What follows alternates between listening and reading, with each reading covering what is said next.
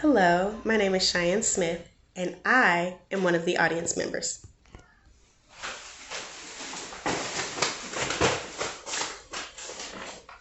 You're probably wondering why I have all these dice in my hand.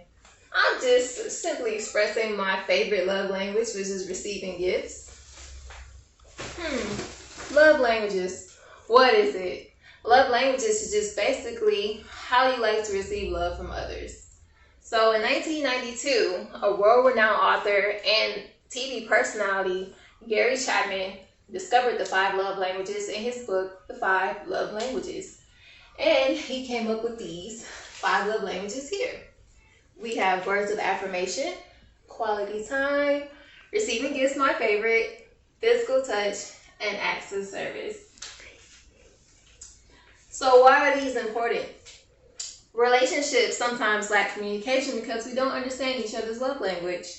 According to the book Stronger Families, Oxygen for Your Relationships, we tend to act in our primary love language, and we become confused when our spouse does not understand what we are communicating. We are expressing love, but the message does not come through because we are speaking what to them is the foreign language.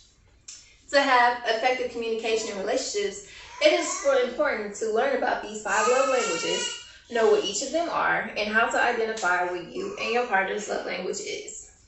Let's start with a brief description of what each of these 5 love languages are so that we can start forming a guess of what your love language that appeals to you most. So let's start with my favorite, which is receiving gifts, which is the most popular love language in Texas. It ranks number 1 out of all 50 states. According to Kens.5.com, Google data was used to compile surveyors' responses from all states across the U.S. of how they express and communicate their love in relationships. Receiving gifts is basically the love language of presents. Gifts thoughts of big and small will swoon over anyone whose love language this is for. Chapman explains, don't mistake this love language for materialism. The receiver thrives on love, thoughtfulness, and the effort behind the gift. Simple gestures such as picking up their favorite candy from the gas station. This guy, he's getting her flowers. Buying medicine when they're sick, or even buying a nice pair of shoes for them that they've been eyeing for a while, are just a couple of examples of what gifts that will brighten a person's day whose love language is receiving gifts.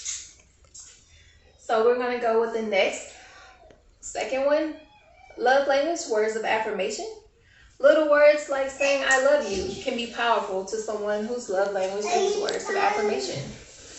So these little love notes are a perfect example of what someone that this love language would like. Saying positive or flattering comments are also a good way for people to smile inside and out.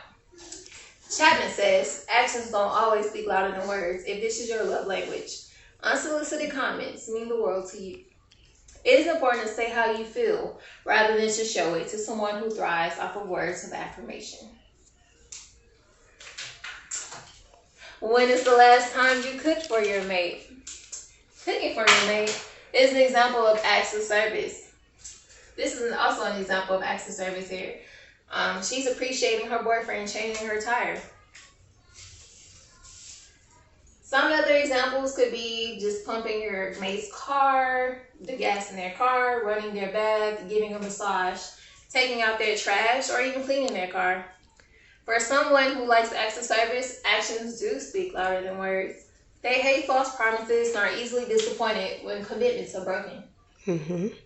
For example, if you cancel your planned date night or you forget to do something fun and exciting for their birthday, it can really dampen their spirit. But celebrities like Michael B. Jordan understands acts of service quite well. This Valentine's Day this year, he rented the Atlanta Aquarium for a date night for Lori Harvey to express how much he loved her. Perfect example of acts of service. Did you know that quality time ranks the number 1 love language all across the U.S.? According to a 2021 poll on the list.com, 34%, or roughly 1/3 of the U.S. population, prefers quality time over all of the 5 love languages. For someone with this love language, Chapman explains, nothing says I love you like full undivided attention for those you love. For example, like watching a movie together or playing a board game are examples of ways to spend quality time together. Do you like holding hands? Well, if you do, you might resonate with the love language of physical touch. This means that you prefer physical expressions of love.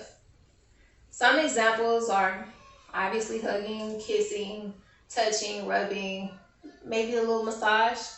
According to Dr. Keandra Jackson from What It Really Means to Have a Physical Touch as Your Love Language on mindbodygreen.com, she believes that there's a psychological link for physical touch.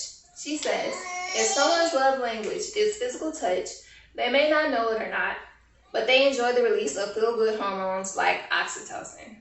Oxytocin is a bonding hormone, the same that is released between a newborn baby and its mother at birth. That is why skin-to-skin contact is highly recommended for bonding after childbirth. Neglecting physical touch for anyone who prefers this love language can be quote-unquote unforgivable and destructive, says Chapman. In many ways, learning the 5 languages can be a great communication tool between partners and their relationships. Lots of times, relationships are strained and are broken because partners feel neglected by not feeling loved enough or not feeling loved at all. Love languages are the way that people like to be loved or how they like to receive love. Understanding your partner's love language can help you achieve maximum communication and prevent neglect. It can also prevent partners from committing detrimental acts that can ultimately ruin a relationship. This is just a code word for like cheating. You don't want to neglect your love language and end up having to cheat on someone. If you don't want to read the 5 Love Languages book by Chapman, or if you got distracted during my speech, no worries. There are other ways to seek help. You can take the quiz on 5lovelanguages.com or thescienceofpeople.com and check out which love language fits you best or best for your partner. So I'm going to end this with a joke. It's a little corny, but just bear with me. So, what do you call it when 2 quails are watching TV together? I'll give you 3 seconds to guess. Can you guess? Quality time. Quality time, like quality time. Oh, I love that. That was really funny. Oh, I'm sorry, I had to do that to you. It had to be something memorable. I'm sure you're gonna remember this corny joke later on tonight. Well, that's all I have for you today, guys. You guys stay blessed, and I wish you all prosperous relationships.